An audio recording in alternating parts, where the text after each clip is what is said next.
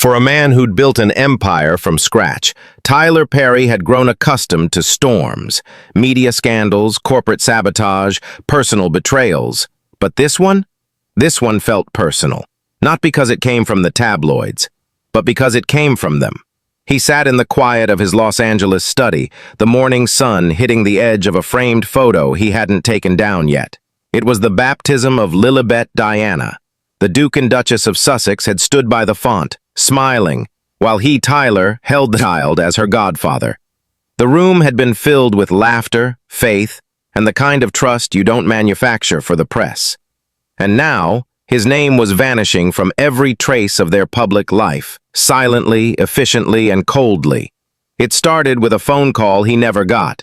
Then the press release about Meghan's new lifestyle brand, which once mentioned him as a supporter, was quietly edited. The pictures he once posed in, erased. His house, the very one that sheltered the couple when they fled royal life, was now a private residence in Beverly Hills, stripped of any mention of the man who handed them the keys. But Perry wasn't stupid. He had kept records, not for leverage, not at first, but because when you host a couple being chased by the crown, by media sharks, and by a public that can turn rabid in a heartbeat, you protect yourself. What shocked him wasn't the erasure. It was the timing. Just weeks before, Derek Dixon had filed a $260 million lawsuit against him, alleging a toxic environment on the set of Perry's own series, abuse of power and threats disguised as discipline. The lawsuit had made headlines, but Perry was ready. He had lawyers, PR advisors, and plenty of allies. Except now, his most high-profile allies were distancing themselves, especially Meghan. When the silence from Montecito grew louder than any denial, Perry knew something was off. It wasn't the first time Meghan had gone silent on someone. It happened to Jessica Mulroney, to Serena Williams, to Oprah, though that one was more subtle. And now it was happening to him. But unlike the others, Perry had signed NDA documents with the Sussexes, legal agreements forged during the most turbulent chapter of their lives. He had footage, texts, recordings, voice memos, not weaponized, but real. He had seen behind the curtain of royal exile. And Meghan? She knew that. Across the country, in Montecito, Meghan stood on the balcony of her estate, the Pacific wind curling around her. She clutched her phone, scrolling through an online thread where her name was now next to Tyler's. Meghan drops Godfather Perry amid scandal. No statement had been made, no response to press inquiries, just silence. Behind her, Harry paced the room. He had just hung up with someone from Archwell's legal team. "Why did we have to delete everything?" he asked, his voice tight. Meghan didn't answer at first. Then, carefully, "Because association has consequences. We can't afford any links to someone under federal scrutiny." "He wasn't charged," Harry shot back. "But the lawsuit's public, and brands don't care about nuance." "Tyler gave us his home when no one else did," he added. Meghan's jaw tightened. "Tyler also has everything. Emails, recordings, he knows too much." That last part wasn't meant to be said aloud. Harry froze. "What do you mean by too much?" Meghan turned slowly. "Nothing, I just mean, we talked a lot. You know how open we were back then?" But Harry didn't like the look in her eyes, or the way her voice dropped when she said, "back then." And in that silence, Tyler Perry made a decision.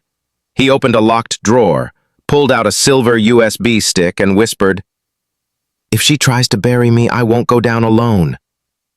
The USB was small, unremarkable, silver and cold to the touch. But inside it held the kind of truths that didn't belong in the tabloids. Truths that could bend narratives, fracture alliances, and draw blood without ever firing a shot. Tyler Perry slid the device into the encrypted port on his secure laptop. The screen blinked to life, revealing folder after folder labeled with dates, initials, voice notes, and video files. Nothing had ever been edited, nothing had been leaked, but that didn't mean it couldn't be. He wasn't a man prone to revenge. He built his legacy on second chances, on telling stories of redemption and faith. But this wasn't about pride anymore. This was about survival, reputation, credibility, and the threat of becoming someone's collateral damage. Because Megan hadn't just cut him off, she had turned him into a liability. Inside the Montecito estate, Megan was combing through press briefings with her chief of brand strategy. Every major outlet had run with it. Megan distances herself from Perry amid $260 million scandal. Tyler Perry scrubbed from Sussex history, Godfather erased, trouble in the Montecito inner circle. The optics were spiraling. This was supposed to be a clean break, Megan muttered, silent, respectful, untraceable. Her publicist, Marla, didn't respond. She knew better than to speak when Megan was simmering. Has he said anything? Megan asked. No, but we're hearing from sources that he's consulting with legal. Let him. He signed an NDA, she said flatly. Marla hesitated. Yes, but so did you. That was the needle. That's what made the entire game dangerous. Both sides had agreed to a non-disclosure agreement when Perry offered them his Beverly Hills home. It was meant to protect everyone, but NDAs are only as strong as the people upholding them, and Perry had reason to start poking holes. Meanwhile, Perry's legal team was already drafting contingency plans. She's gambling on your silence, Shauna said, flipping through the NDA. But if her team provokes this further, tries to insinuate, imply, or cast you in a negative light, you're within your rights to respond. With what? A press release? Perry asked. Shauna shook her head. With everything. We have the video of her asking you to be godfather, the texts where she says she wants distance from Oprah, the recording where Harry discusses royal security with you and calls his father by name. Tyler exhaled. I never wanted to use any of that. You still don't have to, but this is the game she's playing now. Back in Montecito, Harry sat in the kitchen staring at a bowl of cereal he hadn't touched. She's going to make him mad, he said, barely above a whisper. Megan looked up from her phone. Who? Tyler. She laughed bitterly. Tyler has PR disasters every 6 months. He'll recover. Yeah, Harry said, but what if he doesn't want to this time? The thought lingered like smoke in the air. Because Tyler Perry was many things, but above all, he was meticulous. If he decided to fight, there would be no leaks, no anonymous tips. It would be clean, controlled, devastating. And Harry knew deep down that they had handed him everything he'd ever need. Back in Atlanta, Perry stared at the screen. He hovered the mouse over a single video file. It was dated March 9th, 2021, the night of the Oprah interview. The file was labeled simply, Aftermath, 2 a.m. Inside, a voice could be heard whispering, I think we went too far. The video opened in silence. A grainy hallway, dimly lit, revealed the outline of a guest room door in Perry's home. A soft click broke the quiet, the sound of the doorknob turning. The camera, hidden discreetly in the upper molding for security purposes, flickered as Prince Harry stepped out barefoot, pacing. His voice came first, low and weary. She thinks this will fix everything. A second voice, Megan's, answered from inside the room. It has to. You saw the polls. Harry shook his head, hands in his hair. But what if it backfires? A pause. Then her voice again, this time firm. Then we change the story. The video ended. Tyler Perry leaned back in his chair, watching the final frame freeze on Harry's distressed face. He hadn't meant to keep this file for use. It was one of many moments that had been captured incidentally by the house's internal security system. At the time, he hadn't thought much of it. Just two people struggling under pressure.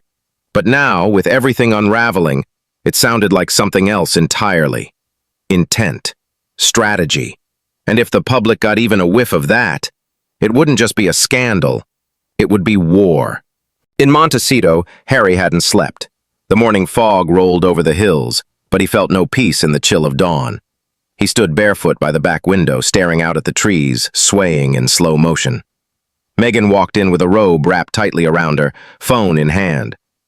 Vanity Fair's asking for a statement, she said. Harry didn't respond. She looked at him. "We just have to stay quiet. It'll blow over." "You keep saying that," he replied, "but it never does." She paused, then said carefully, "Tyler's not the enemy." Harry turned. "Then why treat him like one?" Megan didn't answer right away. Then she said, "Because he has too much, and because if we're not ahead of this, we lose control of the narrative. Again." She looked tired, genuinely exhausted. But Harry saw something else too, a flicker of calculation beneath the fatigue. That same day, Perry's phone buzzed. A message from an unknown encrypted number. "You drop this, you'll never work in Hollywood again. Your allies won't stay allies." He stared at it, unmoved.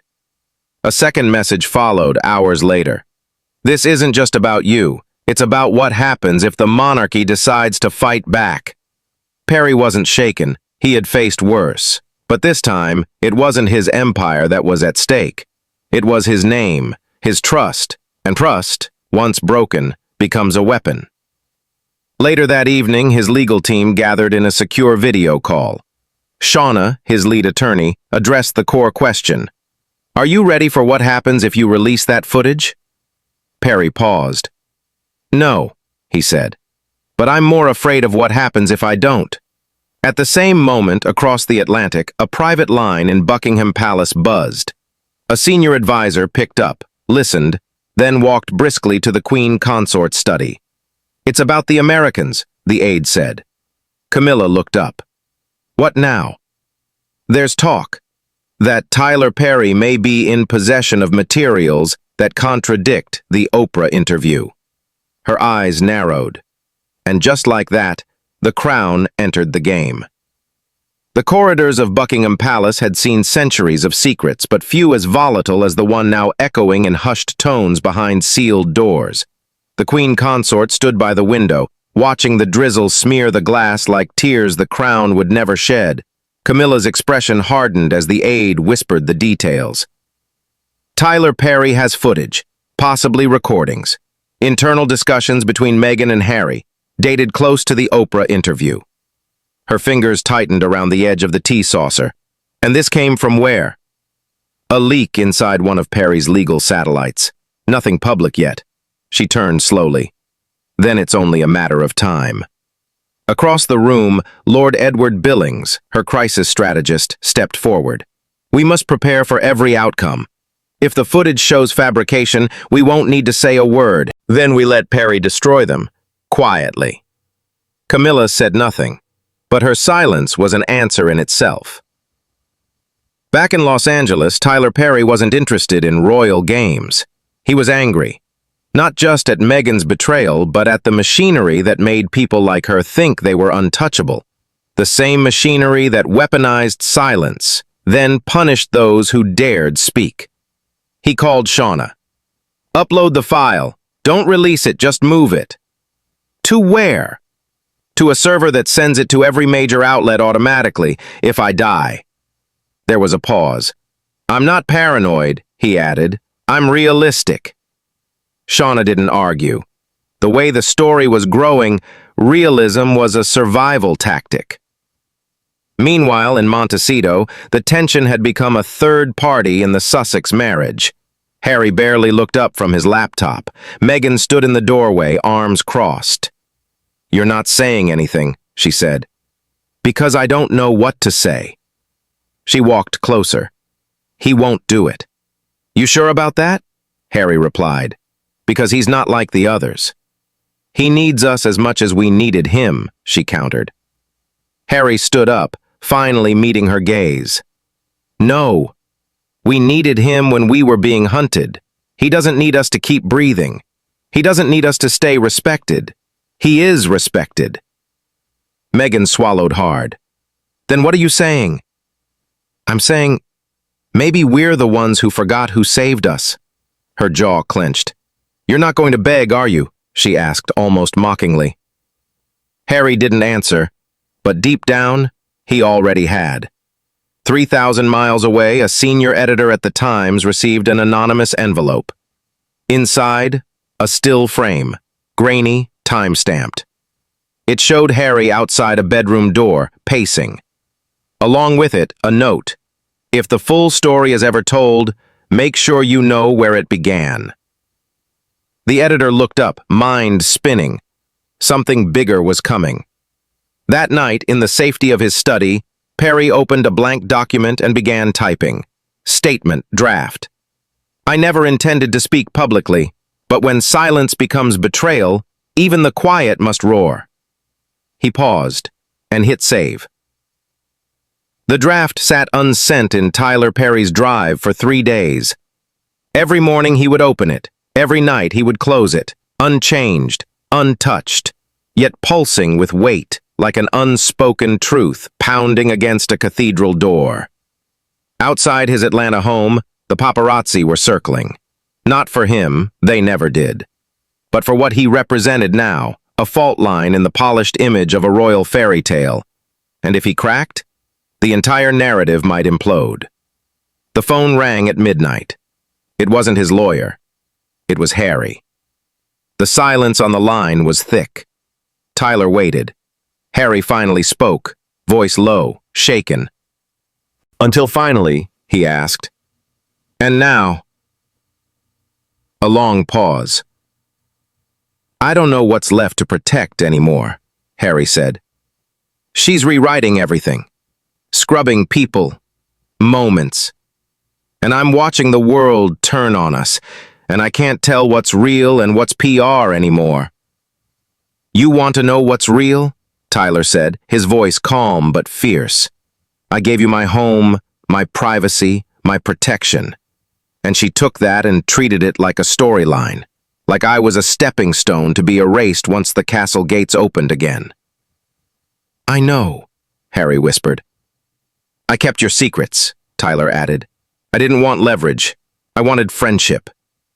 Then he hung up. The next morning, Meghan woke up to a trending topic. Hashtag Tyler Speaks. But Perry hadn't released the footage. He hadn't published the draft. All he did was post one photo, a simple black and white picture, Harry and Meghan in his home, candid, laughing, barefoot, free. And his caption? "I don't delete people." No hashtags, no tags, no press releases. But the message was thunder. The media erupted. Tyler Perry breaks silence without saying a word. Montecito erasure backfires. The quiet roar heard round the crown. Suddenly the public wasn't asking what Perry had. They were asking what Meghan was hiding. And behind the scenes, Buckingham Palace watched with clinical detachment. "Let the Americans devour themselves," Camilla said. "We've done enough damage control for 1 decade." Meghan, cornered, called a meeting with her new PR firm. Strategies were listed. A charity visit to Africa, a new podcast teaser, a soft rebrand of the lifestyle line, a possible reconciliation with Oprah. But none of it would matter, because Perry hadn't burned her with footage. He had done something far worse. He had humanized himself. He reminded the world he was the one who showed up when royalty slammed its doors. And that, in the end, made Meghan's silence deafening. Tyler Perry stood in his garden, sun casting long shadows on the ground. He wasn't a man of revenge. He didn't need headlines to validate him. But he had learned one thing. Sometimes the loudest truth is the one you don't have to scream. He looked at his phone one last time and deleted the draft. He didn't need to roar.